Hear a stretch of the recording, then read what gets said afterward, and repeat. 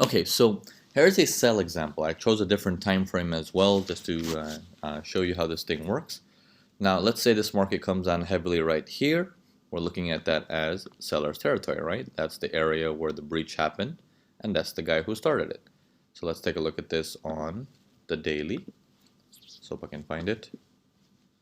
Give me a second here. I went all the way back to 2014, I think, for this. I was scrolling on the weekly. Okay, here we go. So here's the market here saying that's the seller territory, and that's the guy who started it. Okay, so when we see this information, we're now saying we're looking for buyers, right? As a store owner who's selling, they're looking for a buyer. So the buyers are coming in. They're coming up here. Let me expand this out so you guys can see it better. Okay, so the buyers are coming in, and they're coming in from here. They're coming up, they're pulling back. They're coming up, they're pulling back. They're coming up. There's that V formation there again. They're like, okay, there's a V formation. That means it must be a sell. But yet the sell comes up a bit higher. Why? It's because we have to understand, was this buyer enough? Now, how are we going to understand if that buyer is enough? Well, let's start to understand it as if we're selling. Once the sell is coming in, okay, pulls back, comes in again, everyone's like, oh my God, that's a sell. Pulls back, comes in again, makes lower lows, everyone's selling, right? Those who got into the sell late, when this green bar comes up, okay, around this area here. One second.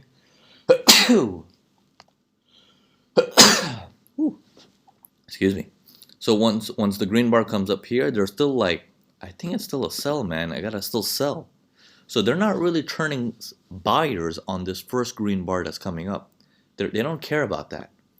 And then the market goes back down. They're now more certain about selling.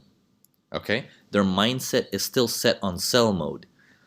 Prices get back a little bit lower. They're confirmed, oh yeah, that's gotta be a sell. They're coming back up again.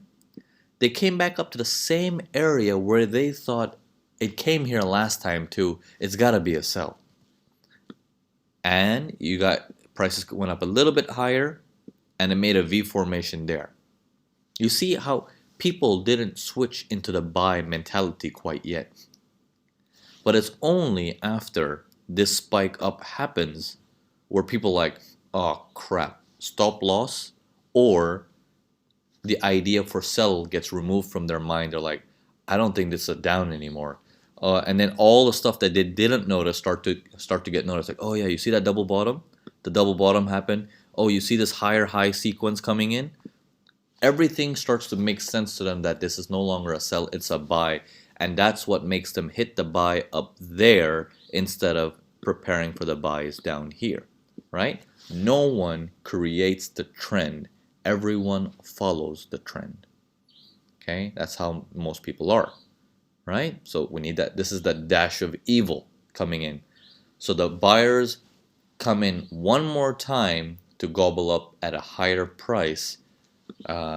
When at that point the seller's like, okay, sufficient. I can now get rid of these orders. People were buying it at a very expensive price, and then comes price collapsing. Okay, so on to the next example.